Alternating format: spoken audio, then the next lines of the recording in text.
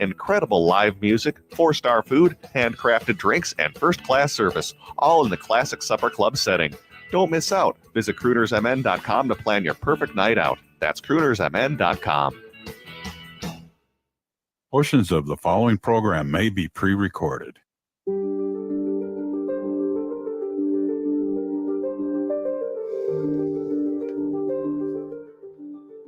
You are listening to a special broadcast of AM 950 News. We are preempting the first half hour of the Gailey Show. I am John Parker. My executive producer, Jim Pounds, here with me in the studio. If you are following the news out of Minneapolis, a 37-year-old woman was shot and killed Wednesday morning by an ICE agent. There are multiple videos that are online, several of which we have reviewed here at AM 950 that we believe to be authentic, and local media are starting to post them as well. There are two narratives happening right now. There is the narrative that's coming out of DHS, which Mayor Jacob Fry is calling garbage narrative. And Minnesota Governor Tim Walz is also calling a direct saying it is propaganda, which is that the victim used her vehicle to ram into ICE agents and that they were defending their lives. However, in the videos that we have reviewed here, it is very clear that the victim was in a Honda Pilot, and her car was blocking Portland Avenue. And so there were people that were walking along on the street. They were counteracting ICE agents, essentially, and you could hear alert whistles, and then the federal agents, ICE agents, show up in some of them in a pickup truck, and they tell the victim to exit her vehicle. However, she drives away. She just leaves the position, and that's when an ICE agent fired 3 times. On the video, you can hear 3 shots, and then the car basically makes about 100 yards, and then crashes into a vehicle and a utility pole. The victim was taken to Hennepin County Medical Center, where they died according to gunshot wound to the head. Jim, may I ask a question? I have not seen the videos. Where obviously our condolences to the victim's family. For this to happen in our city is unthinkable. But a question I have, I've heard you and other media say her car was blocking Portland. Now let's all think Portland and 34th. Most of us know what that means, where that is.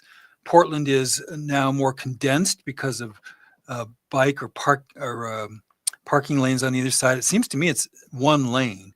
So one of the first things I want to know is, could you tell from the video, was this woman's car, like, not that it ever deserved being shot in the head, any of us, by these people, but was it diagonal, like blocking the road? yes. Like you're so saying? the car is diagonal. It's in Okay. the center of the avenue. So it does appear to I be. can't tell from the videos which way is north and which way is south. I believe it is facing south. It is an angle. Yeah. You can hear the alert whistles going on. Right. You can see people are alert. Yeah. They're on edge. Right. They're sort of walking in the street. They're around the Right. They're on the sidewalks. Right. They are calling out to the ICE agents. Right. And then you hear people, when you see the vehicle, it's like, and again, I want to be very, very mindful here of how we're describing this, Yes. is that you see the agents walk up to the Honda Pilot, Guns and drawn. they say, "Get out of the car." It seems like she is just sort of complying and saying, "All right, fine, I'm going to leave. I'm going to stop blocking the road." And so she accelerates to do that. That's when an ICE agent fires. You hear 3 shots. And the photos that are posted online, you see one bullet hole. If you're facing the vehicle, you see one bullet hole in the lower right-hand part of the windshield.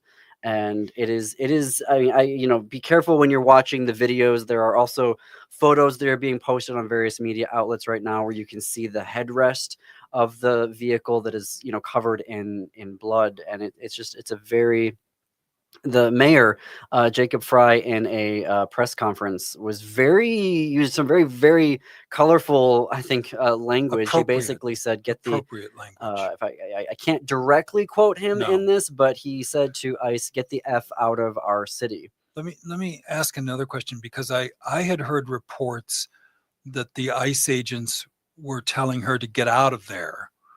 Now Yes. you're saying they were telling her to get out of her car, because those are two very different things. Get out of there, move your car, is different from get out of your car because we're going to arrest you. I'd heard that they were just telling her to move the car. Yeah. Could you tell? I think that, so what I've been able to piece together here is that there were witnesses who were telling local media outlets that she was being told to leave. In the videos that I saw, the agents came up and said, "Just get out of the car." Get out of the Now, car. so I could imagine a situation where both of those things were happening, that both things are true. Yes. But in the video, you see a pickup truck pull up to her Honda Pilot, and then she is asked to exit the vehicle. Yeah. And then she just, says, "Okay, well, it looks like she's just saying, 'I'll leave,' Yeah. and begins to drive away." And she doesn't deserve to be shot for. No, absolutely not. I'm not trying to imply that in any way. I just think, have you ever watched Well, police? to that, may I, to the point, the Minneapolis police chief, Brian O'Hara, said in a press conference this afternoon that the victim was not the subject of an investigation Right. by ICE. They had no idea who she Right. was. So this is not someone who was, they weren't trying to arrest her. They Right. weren't trying to, any of that. It was, It's a she was provocation. blocking ICE on Portland Avenue. They asked her to leave. I mean, there may have been both things: leave, Right. get out of the street, get out of the car. And then when she tried to drive away is when Well, this is the something. agent shot her. If you've ever watched, I don't like to watch a lot of police videos because doesn't matter why, but oftentimes the police are shouting stuff at somebody far away or in a car, and they're shouting contradictory stuff. Get out on the ground, put your hands up in the air, do a turnaround, do a skip. And if one of the things she heard was get your car out of here or get the heck out of here, she did that. She complied. So this is what concerns me. The police are often saying, well, we told them that, but you often tell people 6 different things. And I could very easily be seeing in that situation going, I'm just going to get out of here. Sorry. And all of a sudden you're shot in the head by somebody that's not even trained to be a police officer, frankly. When I was reviewing the videos, it also struck me that this was not a situation where there was a lot of chaos going on. Right. It's a very controlled calm scene. Essentially, you hear people shouting that, I can't really remember what they were shouting, but you hear the alert whistles, people with whistles telling, alerting folks that ICE is around. But it is not a chaotic scene. Right.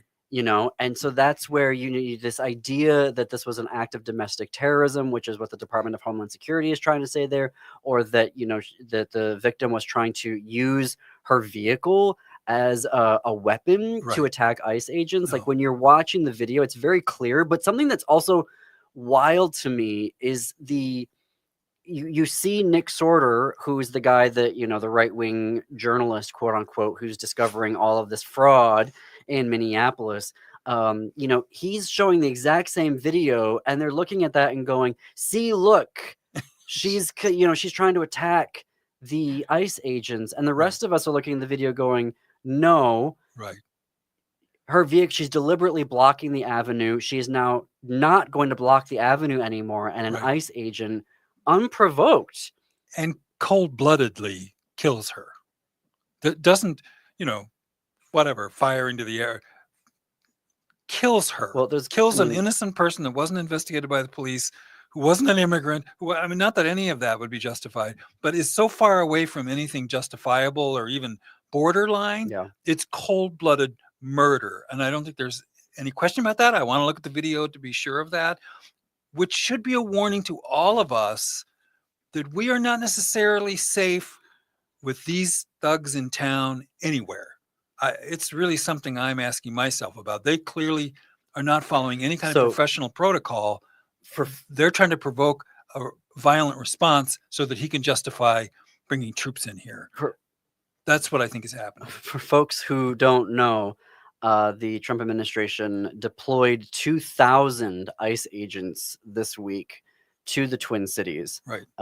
It is what they are calling the biggest deployment currently in the country. I don't know if that's in history, but definitely the biggest happening currently in the United States. And since then, 911 calls in the city of Minneapolis have risen exponentially. They were talking about that today in the press conference, and it is very clear to me that there was a unified front from the governor on down to elected officials. Yep. That the reason why the situation is happening is because ICE is creating that situation. Right. And Mayor Fry Deliberately. in the press conference was being very clear that he placed the blame on this deployment of ICE agents, that they are creating a situation where families are being torn apart, that they are not needed here. The Minneapolis Police Chief Brian O'Hara confirmed, he said, we do not engage with enforcing ICE warrants or any of that. That is, their work to do. But it is now being investigated by the FBI.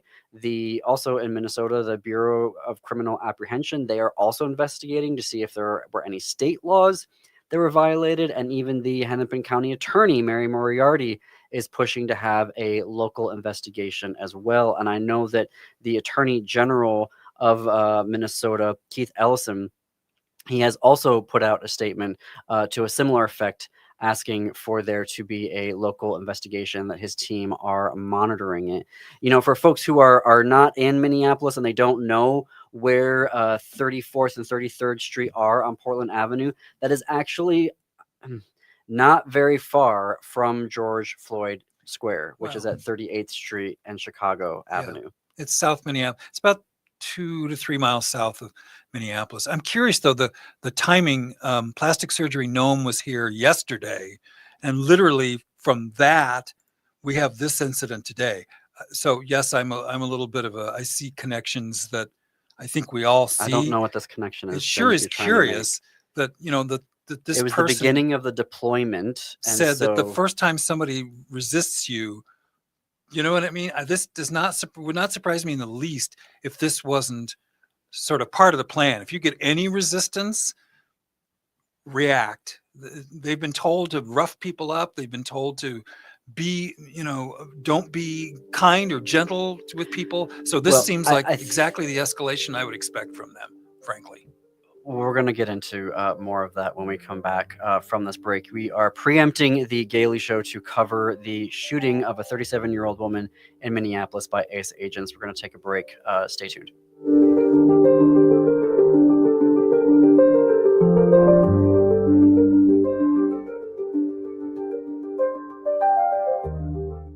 Would you let animals pick your insurance? Do you really need to experience mayhem to get the best rates? Or how about a celebrity quarterback or fake university saving you money? There's a lot of marketing stunts when it comes to insurance, but what you really need is someone looking out for you.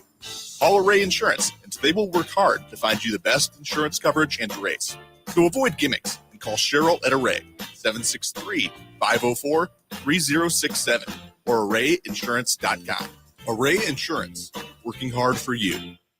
Located just north of 50th in France, the Great Wall Restaurant has provided a delicious taste of authentic Chinese cuisine since 1981. Specializing in Szechuan and Peking dishes, they offer one of the most extensive menus in the Twin Cities. Favorites include hot and sour soup, pan-fried dumplings, and mushu pork with homemade Chinese pancakes. Stop by their Edina location or call for takeout at 952-927-4439. See the full menu at greatwallrestaurant.us. Turn to Auto Technical with your vehicle donation. Even though Auto Technical is a small nonprofit, we have helped more families with transportation than any organization in Minnesota. Since '94, we have reconditioned donated vehicles so they have a higher tax benefit. Call Richard at 612-919-5526, 612-919-5526, or autotech.org. Hey, it's Patrick for Zero Res. Pretty much everybody I talk to is ready to leave 2025 behind, so what better way to do that than quite literally have Zero Res come over and clean that 2025 dirt out of the house. Pretty much any surface in your home can be Zero Resified, from carpets, tile, rugs, upholstery, hardwood, and so much more. Zero Res can take care of it all, so it's time to call the cleaning pros. Start your freshest year yet in 2026 with Zero Res's biggest sale ever in celebration of the new year, and wash 2025 right out of your home with this deal. This month you can get 3 rooms of carpet clean starting at just $119 and a free hallway, plus 15% off regularly priced services like air ducts, upholstery, area rugs, tile, hardwood, and more. Call 952-ZERO-RES or go to ZeroResMinnesota.com and ask for the AM 950 special. Backward or forward spells the same. Zero Res. It's no secret that medical care costs are soaring, with nursing home and skilled nursing care costs being some of the highest. You don't have to deplete your savings in order to receive long-term care. At Schroman Law, we work with families to develop and implement strategic planning for medical assistance for long-term care, for assisted living, nursing home care, or home-based care. Contact us today to schedule a free consultation at schromanlaw.com.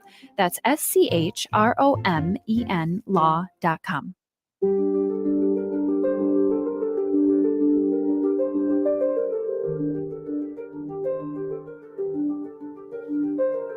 You are listening to a special broadcast of AM 950 News. We are preempting the first half hour of the Gailey Show to cover the breaking news of an ICE agent shooting and killing a 37-year-old woman Wednesday morning who was participating in anti-ICE actions. Actually, I'm not even quite sure how we would characterize that. She was in a vehicle, a Honda Pilot SUV, blocking Portland Avenue.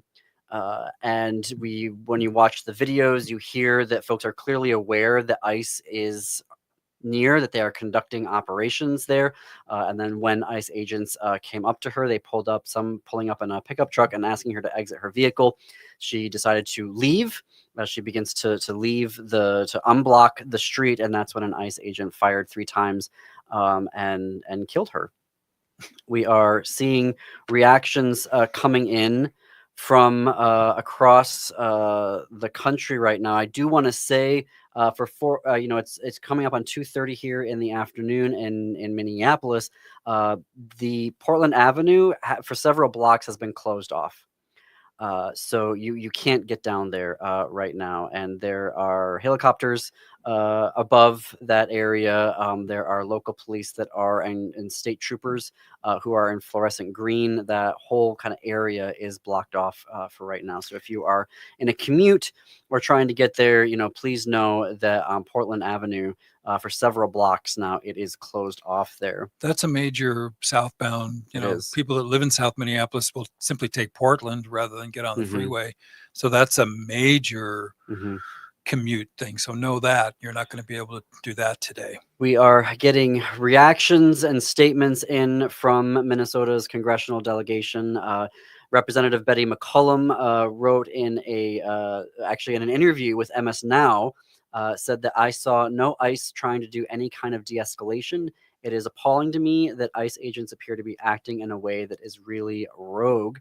Representative Ilhan Omar said in a post on Twitter that ICE must, quote, stop terrorizing our communities and leave our city.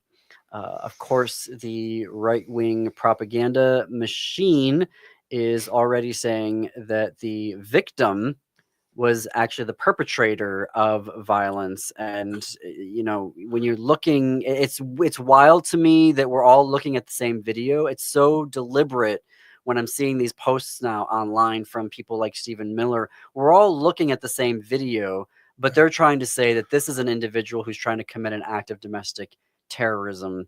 It's just... But that's why I was mentioning before, the reason I was trying to elongate the timeline is I don't think this particular moment was planned, but I think when Kristi Noem was here, surprisingly telling us, there's going to be 2,000 people, untrained people with guns in your city, I don't think it's then accidental that at the first sign of somebody resisting, in a way that was not violent, obstructing. Yes, I understand that. Not violent, that she's killed. I don't think it's either a person that needs to go to prison right now, or that's something more nefarious than that. That's what I'm worried about. I don't want to engage in any speculation right now. I don't want to engage in any conspiracy theories. We do know that ICE, from the beginning of 2025, when the Trump administration took over and started empowering them with billions of dollars, they've been covering their faces. They've been very aggressive. We've seen the videos of them being very aggressive. Yes, and cowardly. so there has been a level of violence, but I don't want to engage in any type of conspiracy theory to even suggest that any of this has been But what orchestrated. worries me is if we all walk around thinking we're in the United States of America and we can protest and we have a right to speak our minds and we have and they are operating under different orders. If that's true, a lot of people are at risk that might not think they're at risk. This woman, like you say, was not under investigation. She's not accused of anything. She's not, except now they've had to backfill, as frankly, can we be honest, the police often do. They backfill after they kill somebody. They come up with a justification after they kill somebody. Whether they were justified in this case, I'd say obviously not, but it worries me that these people are here to intimidate us, and they were saying, let's make sure they know we're for real, and they have. Maybe that was an accident. Maybe that's just one moron who shouldn't have the job and whatever. But maybe it's more than that. And I just want everybody to be really careful around these people. They are brown shirts and they are dangerous. I want to reiterate, the FBI is currently investigating. Minnesota's Bureau of Criminal Apprehension is also investigating. We'll see what level the Hennepin County officials, specifically the district attorney, Mary Moriarty, if she will also be able to investigate. So we're going to learn more here. I think the video evidence is pretty clear that this was not a chaotic situation, that this was not premeditated, that this was not on the victim's part, that this wasn't a situation of, chaos. And then out of that chaos, there was like a riot, and then, something came in and used their car to attack the ICE agents. That is clearly not what is happening here. We have a person who is blocking the street in response to ICE actions on Portland Avenue, and then they decide to leave their position, and an ICE agent fires at least three shots at them, killing them. And I think that is but I do, and I don't have it all in front of me, and I know we did an episode on this, but you have rights that are laid out by both, the ACLU and others about how to interact with ICE. But I don't want to take away, Jim, with what you're saying, is that they are very aggressive. They've been told to be. They're being told to be on purpose. Stephen Miller and ICE, and a woman got shot in the head because she didn't get out of her car. All of that tracks. I mean, I don't know the facts. I know I don't know the facts. I'm admitting, I'm not saying these are facts. I'm saying that story, and that's why I don't want to contribute to the speculation around this, because there's already so many conspiracy theories that are going around. It doesn't seem like it certainly is a terrible. There have been police officers that have said this is not how you handle a situation like that. So if you want to get a car out of the way, call the Minneapolis police and say, hey, this lady's blocking can you get her out of the way? Do you think a Minneapolis police officer would have shot her in the head like that? I hope not. I hope to God not. I'd like to think they wouldn't have. But certainly the way they handled this was unprofessional, at the very, very, very least. Can anybody argue that? Well, there are going to be investigations. And, in Minnesota, we were, I don't want to say that we are a bellwether of what to do, but we have the experience of prosecuting officers, police officers who have killed people. And so I'll be very curious to see how the Bureau of Criminal Apprehension's investigation goes. But we are going to wrap up this special broadcast. We will continue to be monitoring this story, so stay tuned to AM 950.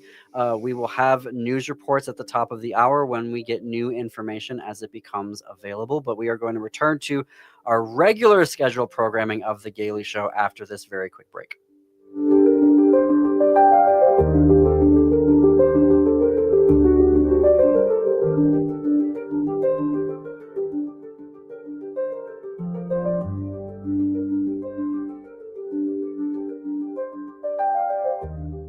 Hi, this is Desi Doyen of the Green News Report and the... What are we going to talk about now? Joe. Can you hear us, Joe? Oh. Mhm. Can you hear There me? we go. Hey, Joe. Hi, Joe. Let's Hi. breaking news ticker. Okay, everything sounds good. You can hear us? It sounds I can like. indeed. Can you hear me? Yes. Fantastic. Do you? I don't know if this is registering yet on the DC news circuit. I don't know if what I'm asking is, do you want to have any commentary on this? Otherwise, we can move forward to your article. I don't have anything to add. I just been reading up on what I've seen based on reporting out of Minneapolis. So nothing I could add that would be different than what people have said already. No worries. I don't think that we're going to get anything breaking during our time together, so I don't imagine that we'll have to pull away from our conversation. So let's just plan to go ahead with your article. Can you turn his sound up a little bit for me? Yep. All right, we will switch back to the feed now, and I'll put the time cues in the chat. Mind you, joy still exists because reading and smiling are both acts of resistance. Find us at 405 Penn Avenue South in the lovely Bryn Mawr neighborhood, or visit bighillbooks.com. Be sure to say hello and tell the gang you heard about us on AM 950. In today's uncertain times, Woodland Stoves and Fireplaces believes that a fire can add comfort and security to your life. At Woodland, our mission is to connect you to a place for fire that works. Woodland Stoves and Fireplaces installed our wood stove years ago, and we still love it. Watching the fire, feeling the heat, is a joy we experience every day. And knowing we have a reliable heat source makes us feel snug and safe. There are many choices in wood, gas, or electric. For diversity and styles, at Woodland Stoves and Fireplaces, we display over 180 models, and 35 of these are burning displays. You can experience the glow and warmth of a live fire. Whether wood, gas, or electric, find a fire that warms your heart, a fire that adds comfort and security to your life. See the many choices at Woodland Stoves and Fireplaces, located on the corner of East Franklin and Riverside Avenue in Minneapolis, and online at woodlandstoves.com. Woodland Stoves and Fireplaces since 1977. For over 48 years, our slogan has been, out of the ordinary products and services. Our mission is to get you a fireplace that works in your life. With your AM 950 weather, I'm Brett Johnson. Look for partly sunny skies today with a high near 37, tonight cloudy with a low around 26, and Thursday partly cloudy with a high near 35. Make it a night to remember at Crooner's Supper Club. Incredible live music, 4-star food, handcrafted drinks, and first-class service, all in the classic supper club setting. Don't miss out. Visit croonersmn.com to plan your perfect night out. That's croonersmn.com. You're listening to AM 950, the progressive voice of Minnesota.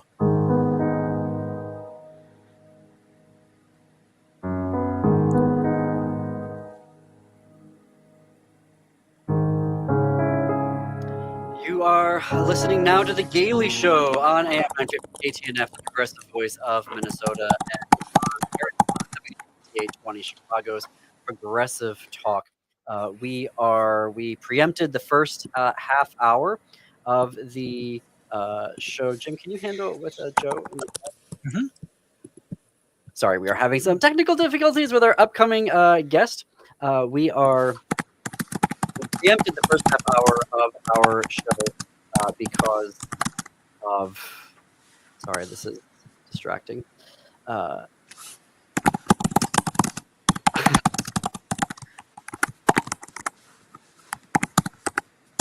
Yes. Okay. Sorry, we were having technical difficulties with Joe Reberkenny, who is our guest this half hour here on The Gaily Show. for the next half hour. He is the White House correspondent for the Washington Blade. And what I was saying there, apologies, folks, live radio. We have technical difficulties going on, but we are still monitoring the breaking news of a 37-year-old woman who was shot and killed by an ICE agent. So stay tuned to AM 950 radio throughout the day. As we learn new details, we will be posting them at the top of the hour in our news segments. We want to check in, though. Joe, are you with us? Can you hear us? I am. Can you guys hear me? Yes. Yes. Fantastic. We could hear you typing away furiously, but you couldn't hear us. Anyway, so since 1969, the Washington Blade has been the nation's independent source for fearless reporting, earning the paper the moniker the newspaper of record for the LGBTQ plus community. Read their award-winning journalism at more than 100 locations throughout the DC region and online at washingtonblade.com. Joe Reberkenny is their White House correspondent. He is a graduate of American University, where he studied broadcast journalism and political science with a focus on gender, race, and politics. He covers LGBTQ issues and political news with a particular passion for exploring queer history in the nation's capital. And he does this from literally inside the Oval Office and throughout the DC region and on the Hill itself. Joe, it is great to see you again. Happy 2026, I guess. Can we say that yet? Happy 2026. It's a pleasure to be here. Thank you so much for letting me come back. Great hair. I just want to say, for those of you that aren't watching on YouTube. All right. Thank you. There we go. So you have some great reporting for us. Speaking of happy 2026, you have some great reporting laying out the year for us in a variety of areas, both in Congress and in the Supreme Court and in terms of elections. So where should we start with that? Because a lot of this does obviously have implications for the LGBTQ community. Should we just start with the beginning of your article and look at Congress itself? Yeah, that's a good place to begin. That's where I started my research, quite honestly. There's a lot going on or at least a lot that could go on this year. All 435 seats are up for grabs in the House. So there's a potential for the Dems to take over and to take at least control of the House, which would be a feat given that right now it's pretty much a Republican supermajority. So we're still feeling, the presidency, the House, and the Senate are all currently controlled by Republicans. By flipping this could give more power to the Democratic Party in terms of committee chairs, oversight of anti-LGBTQ bills. Hopefully, that will stop as consistently as they have been going. And it would help block and prevent advancing federal protections for healthcare, education, and civil rights that a lot of the conservative side of the aisle is not really fond of. Yeah. Heather, in your reporting, and I know this is kind of tricky because, politicians are very dodgy before elections about wanting to commit to any positions. What we've seen from this administration is that they are very willing to wield the power of the purse that they shouldn't be doing, right? So Congress is allocating money and the Trump administration is saying, no, I'm actually not going to dole out that money unless you all do what I want you to do, and essentially extorting people. Has there been any reporting from the Democratic Party about or from their leadership about how they would address that if they were to get the majority after the elections this year? I haven't seen a whole lot of, consistent answers from the party structure as a whole. I'd say there are some people who have been really outspoken about holding this administration accountable and making sure that they don't take over rules that the Constitution very clearly outlines as powers the Congress guides. One of the people coming to mind is Representative Garcia out of California. He has been a very outspoken critic.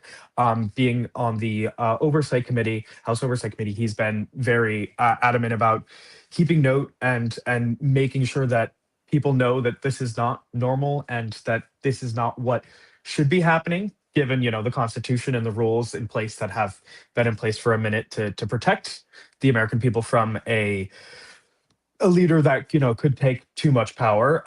But as of now, I haven't seen any official targeting movement to try to rein that overstep, if you will, in yet. But I could see that, especially if they do flip the House, that would be a lot easier to get done, and that process of being a hand pushing back at the Trump administration would be easier to do if that flips. I love Rep. Eric Garcia on this show, not just because he's a member of the LGBTQ community. Obviously, his work on the Epstein files has been crucial.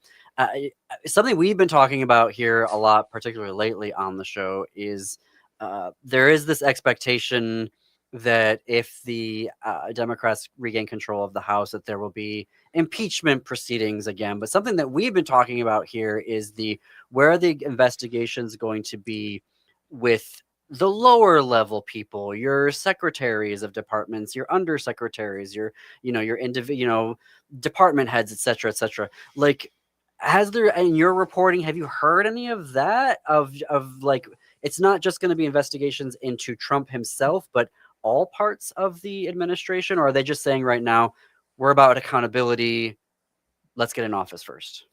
I think it's more the second, based on what I've heard and what I've seen. There's a very clear written record from a lot of people, about these. I don't want to call them abuses of power, but approaching that for sure. There's so much evidence of that happening under the Trump administration from all walks. So it's not, as you said, just the president. It is the secretaries and stuff. But as of right now, I haven't heard of any push for that. This would be if Trump does get impeached, this would be his third impeachment. This is not new for him at all. But unfortunately, the American people don't seem to mind a president that has been impeached twice officially, not been removed from office, but has gone through the motions and been officially charged with it twice. So it's really up to what power the Democratic Party is able to hold and gain with this flipping of the House, possibly, and what path they want to take forward, I guess. Yeah. Before we get into some specific races that we're going to be tuning into, particularly your excellent award-winning reporting, what's going to be happening in them, I am curious about the Senate. There's a lot of talk right now about the House and some optimism expressed by the Democratic Party that even with all of the gerrymandering, there is the expectation that they have a pathway to have some big numbers, or at least double-digit numbers in the House after the election. What about the Senate? Is the Senate in play? There are a number of races that are possible, but it seems like the Senate always is like locked in, and it's always going to be this almost 50-50, number of seats. Like, what have you been hearing about the Senate? Yeah, it's definitely less volatile, I will say, than the House. There is still, and they are not up for election right now in the same sense that the House is. So there are still some people with time on their term, which is why I would say most people aren't looking to it as their Hail Mary per se. There's a chance that there are some seats that get flipped around. 33 are up for grabs right now, but it's not looking like that's what the Democratic Party is currently betting on. Right now, they're hoping that they're using this whole slew of issues coming from the White House and people being angry about affordability and just general state of American politics to get them to vote during these midterms to hopefully flip over the House. The Senate is a little bit of a more stagnant monster, I'll say. It's there. It's a little bit more difficult to do such a big reshifting, and these are people who have been in the office for most of them for a long time. So it's got a little bit more stagnant energy is what I'll use. It's our editorial position here on the show. Well, at least my editorial position here on the show that we don't need any more 90-year-old senators. Term limits. I do want to take in some of the races that are significant for queer representation in Congress. So there are three specifically that you're looking at. Texas is 32nd, New York 17th, and Illinois is 9th. Can you take us through each of those? Yeah, with Texas is 32nd. It's just outside of Dallas, so it's northeastern part of Dallas, and it's a pretty liberal area. But this is one of those seats that Trump has told Texas to kind of gerrymander and get another Republican seat out of.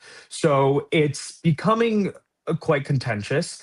Julie Johnson, she is currently the one who holds the seat and is a Democrat. She's the first openly LGBTQ member of Congress from Texas or even the broader South.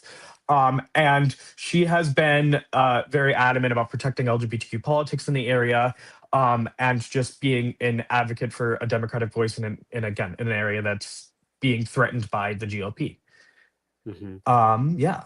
And then the New York 17th, we talked about, you mentioned very briefly, Kate Connolly. She has not had the seat yet, but this is a pretty fighty area as well, right outside of Manhattan, not Rochester, excuse me, like Westchester area. So it's a lot of money. It's got a little bit more of a conservative area, a lot of Hasidic Jewish votes, which can sometimes lean themselves to voting conservatively. But Kate Connolly is an out lesbian and a former Army officer. She was deployed, I believe it was either 5 or 6 times to the Middle East under the U.S. military. So she's got that kind of appeal that specifically a lot of conservative people are looking for. But she's also a Democrat and a lesbian. And she has been endorsed by LPAC. And she's challenging the Republican Mike Lawler, who has held the seat for a bit. But there's some quite good things I'm reading and seeing from this fight. There's a lot going on there still. I think it's interesting, that one, because Mike Lawler has been moderating his positions and his votes. I mean, he literally voted for gender affirming care just a couple weeks ago. And so I'll be curious to see, can he even moderate enough, or does he just see the writing on the wall? I can't predict. I wish I could. I can't tell which way the people are going to vote, but he has held the seat for a little bit, I will admit. And this is a interesting area. It's got a lot of money, which plays into, the more conservative fiscally, at least, voters and electorate, and it's still for grabs. I will admit. I will say that it's a seat that I will be watching, because it's not decided yet. I will say that. Can I ask a question? I know this is out of left field, but is it Doug LaMalfa's seat, or Republican seat in California, northeastern quadrant of California, kind of an unknown district? He dropped dead the other day, and suddenly one of the things I'm interested in is Governor Newsom, do you think, and I know we're speculating, going to do what the Texas governor did and delay, setting up an election or whatever because this is a Republican seat that he only won 53 to 47%, which is weird, because in Northeast California, I would expect it to have been a lot redder than that, but it wasn't. So there must be some metropolitan areas that are part of that. I know this isn't an LGBT thing, but I'm curious. We're coming up on a break. Oh, okay.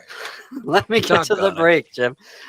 So we are talking with White House correspondent for the Washington Blade, Joe Reberkenny. We're going to have more with him as excellent reporting, looking at what we should be paying attention to in 2026 in terms of Congress, the White House, and the Supreme Court. So we're going to have more after this very, very quick break.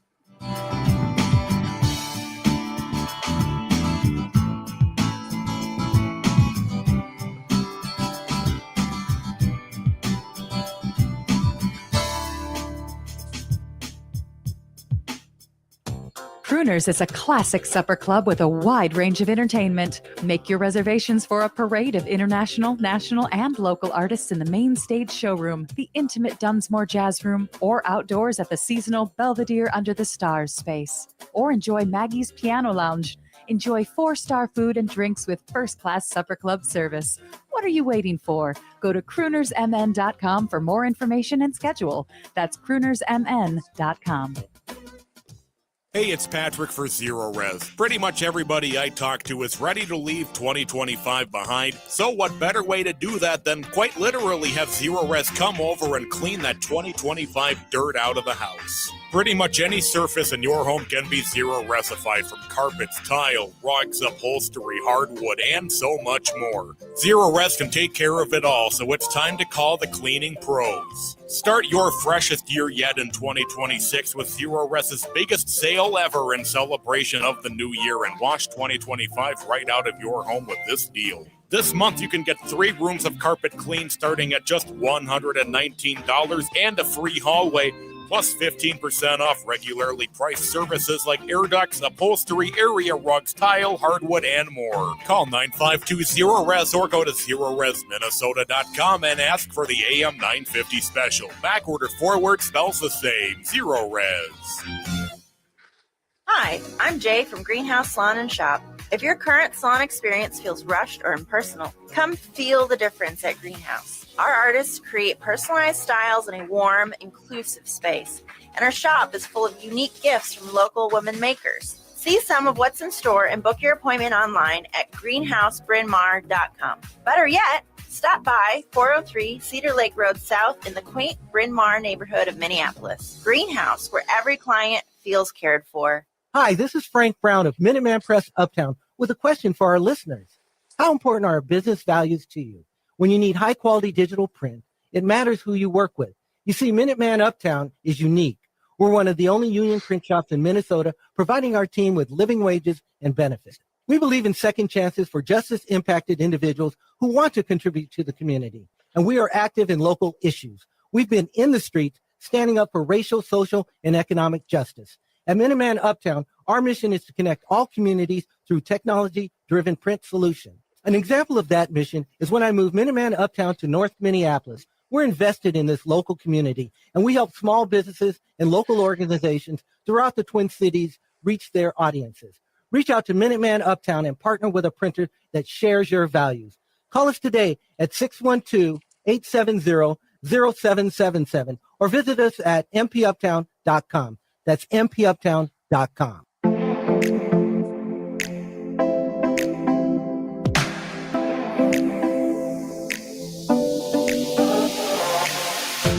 Welcome back to the Gailey Show. I'm John Parker. We are coming up on the top of the hour in studio with my executive producer, Jim Pounds. Joe Reberkenny is the White House correspondent for the Washington Blade. He joins us bi-weekly on Wednesdays to share his excellent reporting from inside the Oval, on the Hill, and generally throughout the country, frankly, which is what we're talking about right now, as Joe has got great new reporting that you can read on the front page of the Washington Blade of what to expect and look out for in 2026.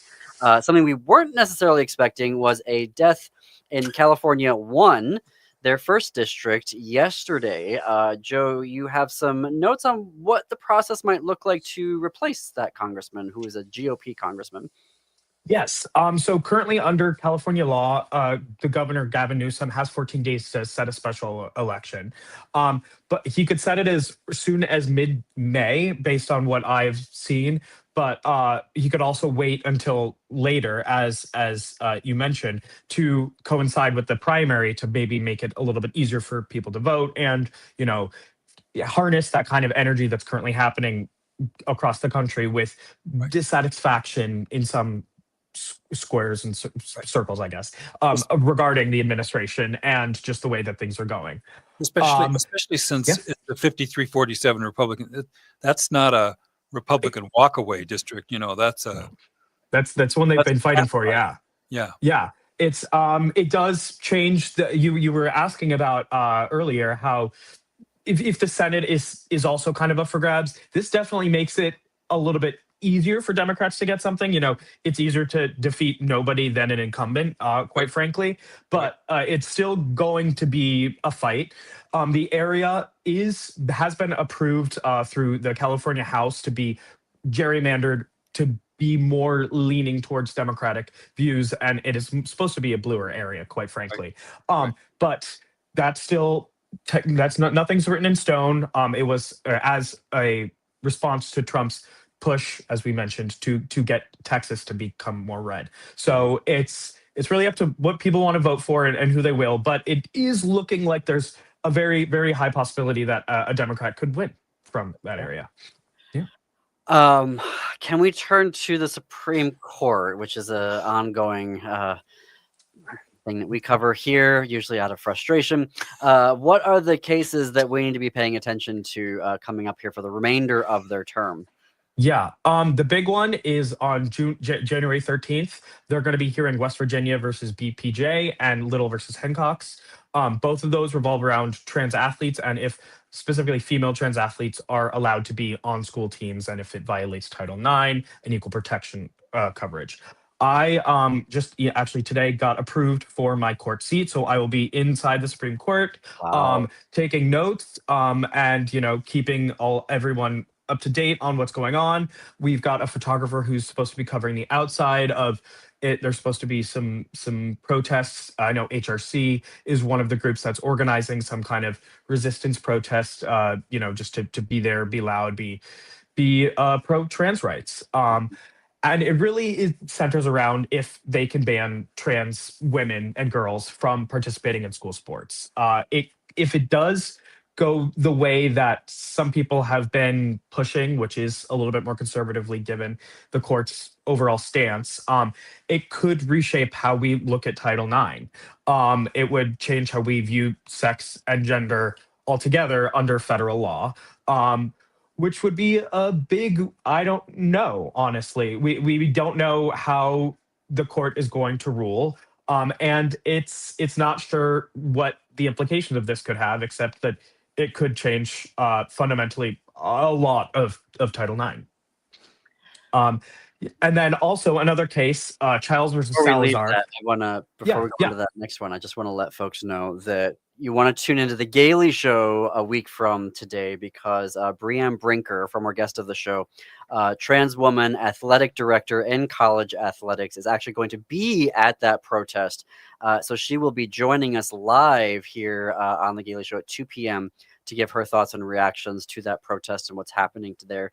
Very exciting to know, Joe, that you're going to be in the room or in the hall, in the courtroom. In the room. In the room where it happens. So we'll be tuning into your reporting. The next case that we should be watching out for. Yeah, Childs versus Salazar. This is the big one about conversion therapy.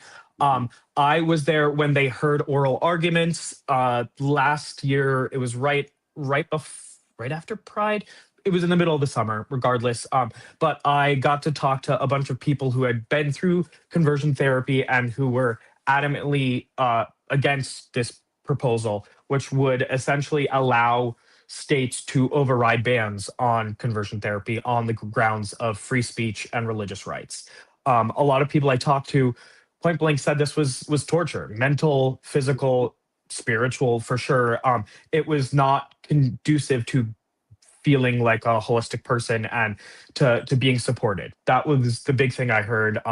And there's some reporting I've done with a lot of personal heartbreaking testimonies from people who have survived through it and who despite all the conversion therapy that has been put upon them, have come back stronger and queerer for it. So it could undo protections in a dozen states that have already pushed and approved, and the voters have approved for these bans because there's evidence pointing to it being quite harmful, but that doesn't necessarily mean the Supreme Court is going to side with that. Overwhelming evidence, and it is even found out that the people who want it overturned, the bans, were submitting false data to the court, and I just thought it was absolutely atrocious that Judge Coney Barrett would say, well, if something goes wrong, then the patient can just sue the practitioner, which I'm like, but we know something will go wrong. It was just, and I'm like, how does a 12-year-old sue a practitioner when they're being forced to go to it by their parents? But unfortunately, that is the time that we have today. Joe, these things always go way by too fast. But we will see you back here in a couple of weeks and look forward to your reporting. Head to WashingtonBlade.com to read all of his current reporting published at the Washington Blade. Joe, thank you. See you back here in a couple of weeks. Thank you so much. Can't wait. All right. Folks, please stay tuned to AM 950 Radio at the top of the hour for any updates that we will be tracking related to the ICE shooting of a 37-year-old woman in South Minneapolis this week. But for right now, on AM 950 in Minneapolis, it is the Matt McNeil Show. On WCPT 820, it is Democracy Now! And until this time tomorrow, keep it queer, America. Keep it queer.